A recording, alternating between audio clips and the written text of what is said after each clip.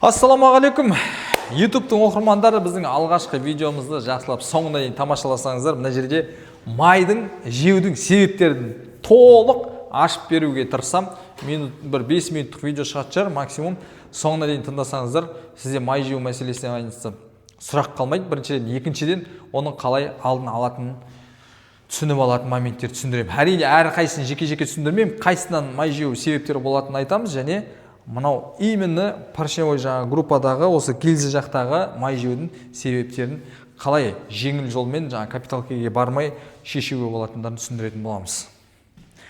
Так, мәселен, май жеудің 5 себебі бар. 5. Біріншісі ол сапун, картерный газдың клапандары. Картерный газдың орнына сонымен бірге май шығып кететін кездер болады. Мына клапандардың ішінде шарик болады, сол шарик жұмыс жасамай шығып кетеді.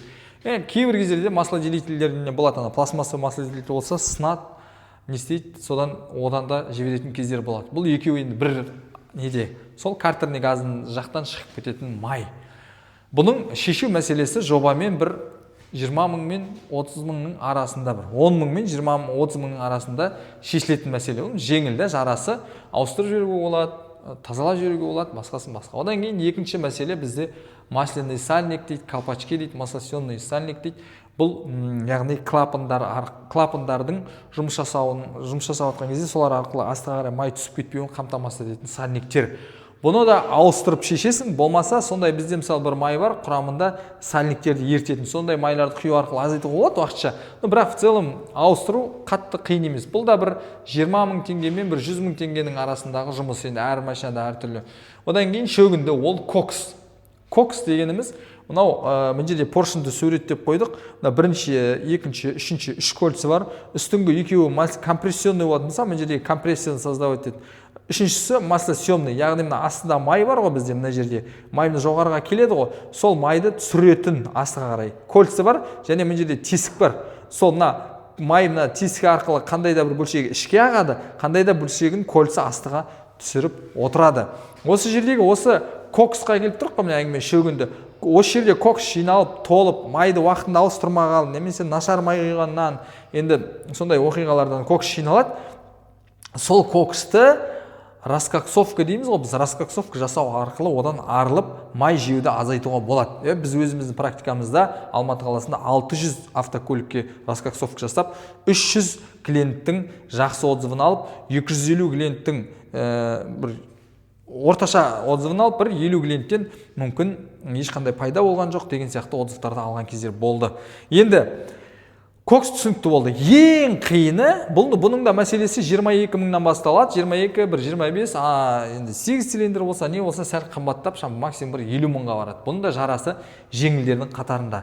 Енді ең күрделісіне келдік. Ең күрделісі ол гильза. Гильза деп отқанымыз қызылмен бейнеленген осы жарлары. Одан кейін поршын кольца.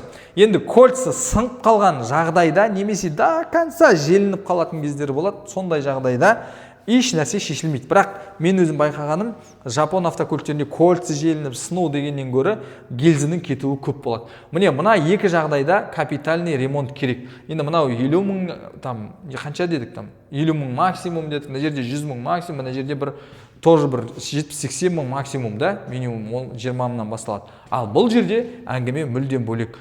Енді ең арзаны нені алайық? Nexia-ны алайықшы, 300 мың теңге капитальный ремонт общий подключ шығатын болса, 2 миллион, 3 миллионға дейін кете береді. Осының алдын алатын біз қазір присадкілерді Қазақстанға кіргіздік. Реметаллизант дейді. Реметаллизант ол не деген сөз? Мына гильзаның, яғни гильза жағдайы мысалы жырылып қалса, қырылып қалса, осы жиленген жерлері, задирлердің орындарын толтырады. Оның құрамында күміс, мыс, қорғасын деген сияқты металдардың болуына байланысты, соның ішінде қымбат металдардың, күмісті білеміз ғой. Әрине, күмістің жарады ғой, пещерада жарады, соны жарғаннан кейін пылинкілерін жинап, солардан енді сплав жасайды да, содан енді бәрі күміс емес, какой-то частица күміс құрамында бар.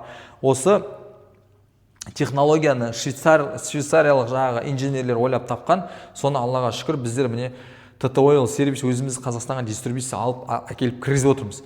Енді Оны қалай қолданамыз? Міндетті түрде біз жаңа кокстан май жеп тұрған болса, кокстан арыламыз, бір максимум 22 мың мен 50 мың арасында автокөлікке байланысты. Одан кейін май ауыстырып, майға жай қарапайым жаңағы бір 20 мың мен 25 мың теңгенің аралығында, бір кішкентай флаконы 20 мың, үлкен флакон 25 мың теңге тұратын екі осы нені қолдану арқылы осы жаңа задирлердің алдын аламыз. Енді әрине ол темірдің өзін жеп қойып жатқан кезде біз мына задирді тез арада жоқ қылып жіберу мүмкін ғой деп айту мүмкінсіздер. Иә, ол да қарастырылған. Бұл задирді біз толықтырып аламыз. Бір заменада майдың расходы азайды, Аллаға шүкір, жақсы болды. Мәселе шешілді. Енді не істейміз? Ары қарата келесі заменада Бортек деген тағы да біздің бір присадкамыз бар. Бұл присадка тағы айта кететін нәрсе, тек қана майдың расходын азайтып қоймайды. Бұл бензиннің расходын азайтады. Неге? Бұл қабыршақ туындату арқылы, жаңағы жесткий қабыршақ дейді, қабыршақ туындату арқылы детальдардың үйкелісін ең, мысалы, нарықтағы барлық присадкілермен салыстырғанда 0,02%-ға дейін үйкелісті азайтады. Снижает, яғни трение. Соны азайту арқылы майдың өмірін ұзартады. 70 мыңға дейін Ресей жаңа автолюбительдердің арасында 70 мыңға дейін Волга автокөлігімен жүрген тәжірибеден өткен. Осы борды құю арқылы май мүлдем шаршамаған. Май ұзақ өмір сүреді, өйткені майға ешқандай нагрузка жоқ, және құрамында микрокерамика болғанына байланысты май қызбайды, және детальдар ешқашан құрғақ үйкеліске ұшырамайды. Өйткені үнемі осы бор. Бұл бордың өзінде бағасы мысалы бір 18-20 мың теңге болатын болса, бұл да 30 мың, 50 мың километрге дейін рұқсат беріледі. 30 мың мен 50 мың. Ойлап қараңыздаршы, бірінші ананы құйдыңыз 25 мың, одан кейін мынаны маймен бірге бір 18 мыңға құйдыңыз, болды. 50 мыңға дейін бәрін ұмыттыңыз. 50 мыңнан кейін тағы да бір бор құйып жіберсеңіз, дальше кете береді. Ал сәл расход бере бастаған болса, уже түсінікті, мынау кетті. Онда қайттан жаңағыдай профилактика жасап жіберіп, жаңа бірінші алдымыздағы жаңа реметаллизант құясыз, одан кейін тағы келесі замена құйып отырасыз. Бұл тек қана тағы да айтамын, май расходты азайтпайды, бензин расходты азайтады. Компрессия көтеру арқылы майдың автокөліктің жүрісі, жаңағы скольжение, максимальный скольжение, трение аз, скольжение максимум болғанға байланысты сопротивление болмайды да, мотор өте жеңіл жұмыс жасау арқылы бензиннің де расходын азайту мүмкіндігін береді. Осындай присадкілермен жұмыс жасап жатырмыз. Алла қаласа алдағы уақытта қандай тағы да присадкілер бар таныстырамыз. Бұйыртса присадкінің астында суреттерін, белгілерін қалдырып кетеміз, бағаларын танысып отырыңыздар.